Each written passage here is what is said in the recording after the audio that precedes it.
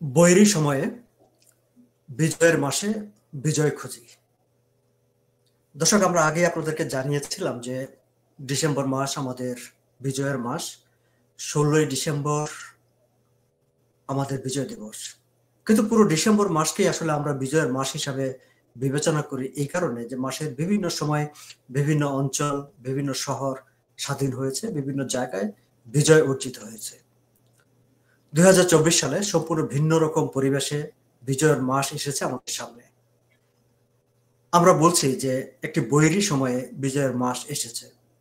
এই বৈরী সময়ে বিজয়ের মাস নিয়ে আমাদের সুধীজনরা কি ভাবছেন, কিভাবে তারা বিজয়কে উদযাপন করছেন, কিংবা আদৌ কি তারা বিজয় উদযাপন করতে পারছেন, এসব বিষয়ে আমি আমাদের সুধীজনদের কিছু ভাবনা ডিসেম্বর মাসের প্রায় প্রতিদিনই চেষ্টা করব 16 ডিসেম্বর পর্যন্ত সামনে উপস্থাপন করার জন্য।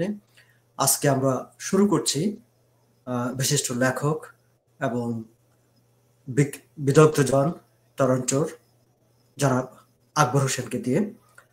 জনাব আকবর হোসেন, আপনাকে স্বাগত জানাচ্ছি আমাদের এই আলোচনায় যুক্ত হবার সম্মতি দেওয়ার জন্য, এবং আপনার ভাবনাগুলো আমরা নিশ্চয়ই শুনবো। আপনাকে স্বাগত।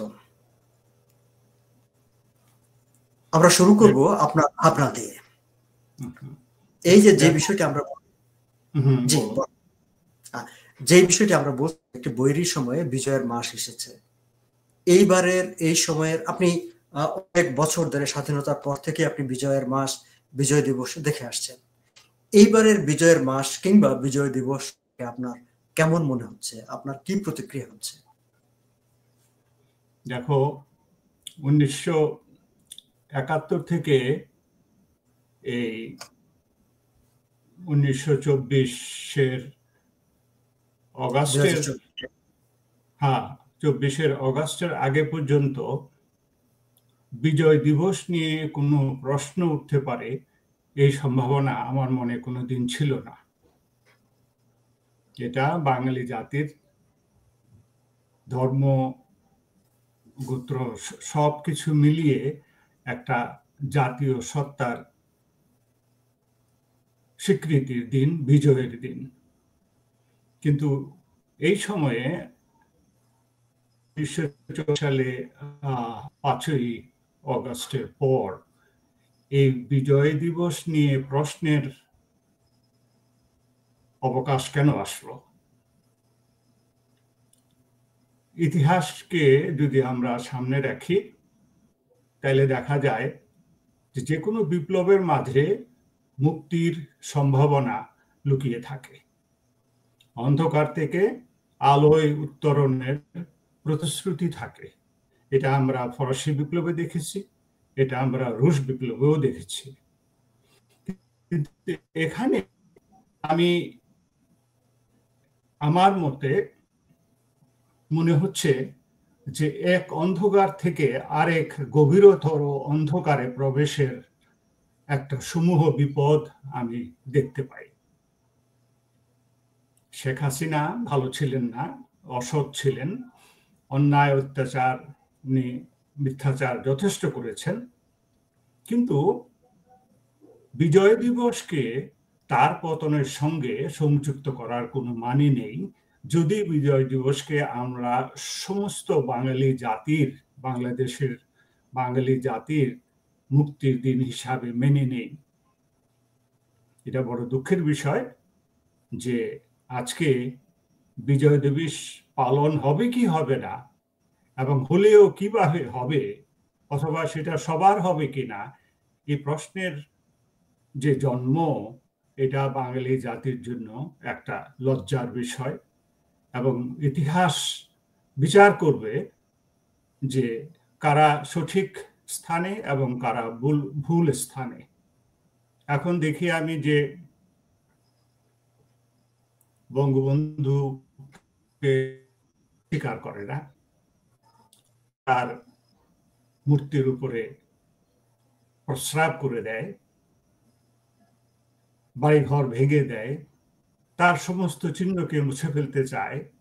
আমি কোনোদিন কোনো রাজনৈতিক দলের সদস্য ছিলাম না, কিন্তু যে ব্যক্তির অনুপ্রেরণায় বাঙালি জাতি মুক্তিযুদ্ধে অবতীর্ণ হয়েছিল, সেই মানুষটাকে সম্পূর্ণভাবে মুছে দেওয়ার এই যে লজ্জাজনক যে একটা প্রয়াস, এটা বাঙালি জাতির জন্য ভবিষ্যতে অত্যন্ত দুর্ভোগের কারণ হবে। আমি ধর্মের বিরুদ্ধে কথা বলি না, ধর্ম যার যার, সে সেটা পালন করুক, কিন্তু একটা জাতির যে একটা মৌলিক যে একটা পরিচয় থাকে, সেই মৌলিক পরিচয়কে যদি কেউ অস্বীকার করে বসে, কেউ যদি প্রশ্নবিদ্ধ করে, তখন ভবিষ্যৎ অন্ধকারাচ্ছন্ন হয়ে আসে। ব্যক্তিগতভাবে আমার জীবদ্দশায় এটা হবে আমি কোনোদিন চিন্তা করি নাই, কিন্তু আজকে যারা বাংলাদেশে প্রশাসনে সংযুক্ত, বিপ্লবের নামে যারা বিভিন্ন জায়গায় চেঁচামেচি করছেন, এখন বিপ্লব করতে গিয়ে তারা যদি মারামারিকে বিপ্লবের অঙ্গ ধরে নেন, তাহলে বুঝতে হবে এই বিপ্লবটা সত্যিকার অর্থে বিপ্লবের জন্য নয়, এটা একটা কুচক্রী মহলের একটা প্রয়াস, একটা জাতিকে পিছনে টেনে নেয়ার, তার পরিচয়কে নষ্ট করার এবং সমস্ত পৃথিবীর সামনে এই জাতিকে হেয় করার একটা জঘন্য প্রয়াস। আমরা যদি এই সরকারের দিকে তাকাই বা এই সরকারকে বিবেচনায় রাখি, যেহেতু একটি অন্তর্বর্তীকালীন সরকার এখন দেশ শাসন করছে এবং আর কয়েকদিন পরেই 16 ডিসেম্বর বিজয় দিবস, আপনি যদিও প্রবাসে থাকেন, বাংলাদেশের খোঁজ খবর রাখেন, আপনার কি মনে হয়, আপনার কি মনে হয় যে সরকার আসলে যথাযথ মর্যাদায় বিজয় দিবস উদযাপন করবে, কিংবা আমাদের স্বাধীনতার স্থপতি যার নেতৃত্বে বাংলাদেশ স্বাধীন হয়েছে বঙ্গবন্ধু শেখ মুজিবুর রহমানকে তারা যথাযথ মূল্যায়ন করবে? এটি কি আপনার মনে হয়? আমার মনে হয় না। এখন যারা ক্ষমতায় আছেন, যারা এখন নিজেদেরকে দেশ ও জাতির মুক্ত করার নেতৃত্ব দিচ্ছেন, তাদের ব্যবহার, আচার আচরণ, তাদের কথাবার্তায় এটা সম্পূর্ণভাবে অনাকাঙ্ক্ষিত যে তারা বিজয় দিবসকে তাদের মধ্যে কেউ কেউ তো বলেননি যে 1971 সালে আসলে ওটা মুক্তিযুদ্ধ ছিল না, ওটা ছিল পাকিস্তানি ইসলামের সঙ্গে বাংলাদেশি ইসলামের যুদ্ধ। এই ধরনের হাস্যকর, নিম্নমানের, অপরিপক্ক এবং প্রতিক্রিয়াশীল মন্তব্য কোন জাতির ইতিহাসকে তার নিজস্ব স্থানে স্থাপন করতে সম্ভব হয় না, পারে না। যেসব ছেলেপিলে আজকে 25-26 বছরের লোকরা, তারা সরকারেও আছেন, তারা রাস্তায়ও আছেন, তারা আসলে কি চান? তারা তো এই কথা স্পষ্ট বলতে পারেননি যে আমাদের উদ্দেশ্য ছিল শেখ হাসিনাকে উৎখাত করা, সেটা আমরা করেছি, এখন আপনারা ঘরে ফিরে যান এবং এই সরকারকে কাজ করতে দেন। এই কথাটা কিন্তু কেউ বলে না। তারা নিজেরাই এখন হিংস্র, সহিংস এবং প্রতিক্রিয়াশীল মন্তব্য দিয়ে সমস্ত পরিস্থিতিকে এমন ঘোলাটে করে তুলেছে, এর চেয়ে এই জাতির মুক্তির কোনো আশু লক্ষণ আমি দেখতে পাই না। আমরা যদি বিজয় দিবসটাকে কিংবা বিজয়ের মাসটাকে বিবেচনায় রাখি, যে যেই বৈরী পরিবেশ এখন দেশে তৈরি হয়েছে, এবং আপনিও তার একটা ব্যাখ্যা, বিশ্লেষণ, বিবরণ তুলে ধরলেন, ঠিক এরকম একটি পরিস্থিতিতে নাগরিক হিসাবে আমরা কি করতে পারি, কিংবা আমাদের যে নাগরিক সমাজ আছে বাংলাদেশে কিংবা বাংলাদেশের বাইরে, নাগরিক সমাজের কি ভূমিকা হওয়া উচিত, তারা কি করতে পারে? এটা একটা গুরুত্বপূর্ণ প্রশ্ন, কিন্তু প্রশ্ন হচ্ছে যে যারা এখন এই দেশটিকে পরিচালিত করার চেষ্টা করছেন, তারা কোনো মধ্যপন্থার মধ্যে কিন্তু তারা থাকছেন না। তারা তাদের অবস্থান নিয়েছেন, যেটাকে আমি বলি প্রতিক্রিয়াশীল একটা অবস্থা, যেখানে তারা তাদের মতকেই সঠিক মত বলে ভাবছেন, আর অন্যরা যদি তাদের সঙ্গে মত না মিলায়, তারা তাদেরকে তাদের সুর বলে ভাবছেন। এর মতো অবস্থায় কোনো সরকারের পক্ষে দেশকে সুশৃঙ্খলভাবে পরিচালনা অসম্ভব। এখন নাগরিক হিসেবে আমরা কি করতে পারি? নাগরিক হিসাবে আমার মনে হয় যে আমাদের মতো লোক যারা কোনো বিশেষ ইজম যেটা বলেন, রাজনৈতিক হোক ধর্মীয় হোক, এর বাইরে থেকে আমরা যদি কোনো কথা বলতে চাই, আমাদের সংখ্যা বোধ হয় খুব কম এখন, এবং আমাদের শোনার লোকও বোধ হয় খুব কম।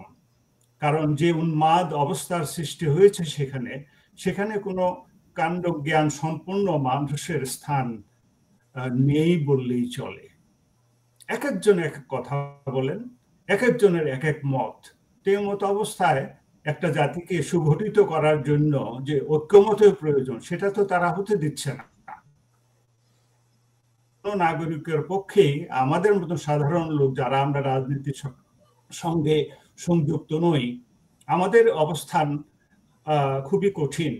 কারণ ওই পঙ্গপালের মতন এই যেসব ব্যক্তি এবং মানুষ একটা বিশেষ একটা চিন্তাকে দেশের মানুষের উপরে চাপিয়ে দেওয়ার চেষ্টা করছেন, এটা যে কোনো চিন্তাশীল নাগরিকের জন্য খুবই দুঃসময় আমি বলবো।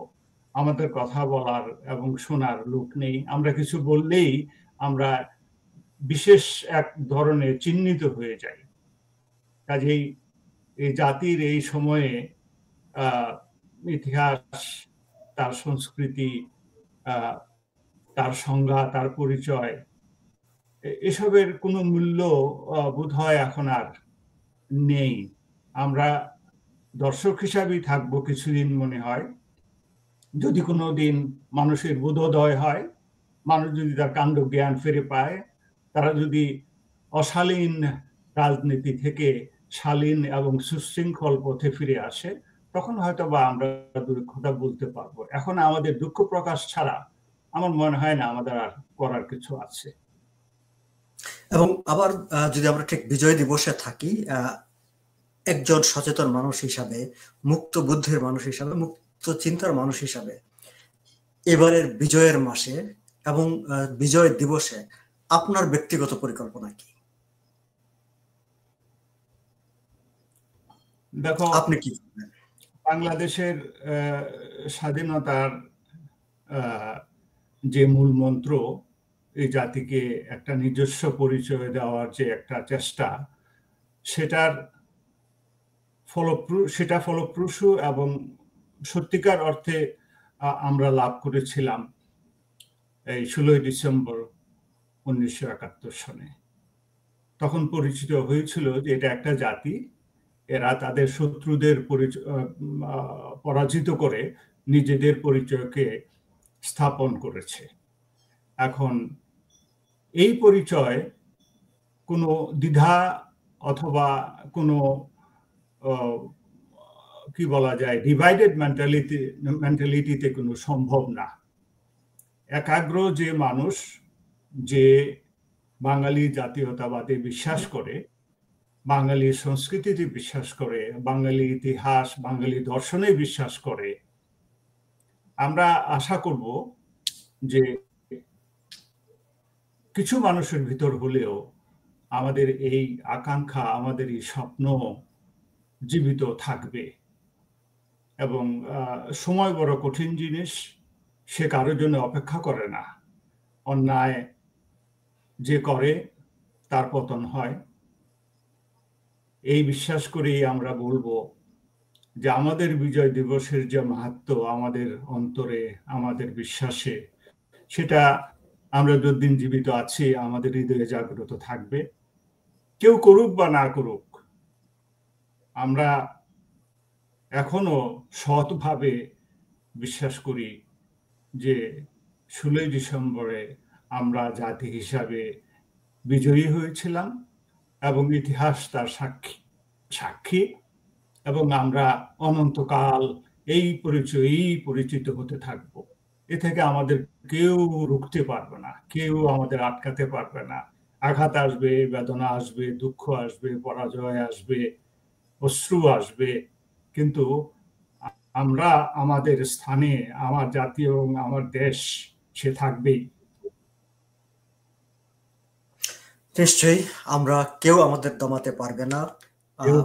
7ই মার্চের ভাষণে বঙ্গবন্ধু শেখ মুজিবুর রহমানও বলছিলেন, কেউ আমাদের দাবায় রাখতে পারবে না। বাংলাদেশ থাকবে, বাংলাদেশের মুক্তিযুদ্ধের ইতিহাস, বিজয়, স্বাধীনতা, বঙ্গবন্ধু থাকবে। জনাব আকবর হোসেন, আপনাকে অনেক অনেক ধন্যবাদ। আপনি চমৎকার করে আমাদের ইতিহাসের বিভিন্ন প্রেক্ষিতগুলি তুলে ধরলেন। দর্শক, আজ এই জায়গায় আপনাদের এখানে শেষ করছি। আপনাদের অনেক ধন্যবাদ আমাদের এই আলোচনাটি শোনার জন্য। আমরা প্রতিদিনই আমাদের বিদগ্ধ জনদের, সুধীজনদের আপনাদের সামনে হাজির করব এবং তাদের বক্তব্য আপনাদের সামনে উপস্থাপন করব আমাদের বিজয় দিবস নিয়ে, বিজয়ের মাস নিয়ে। সবাই ভালো থাকবেন, সুস্থ থাকবেন। ধন্যবাদ আপনাদের সবাইকে। ধন্যবাদ।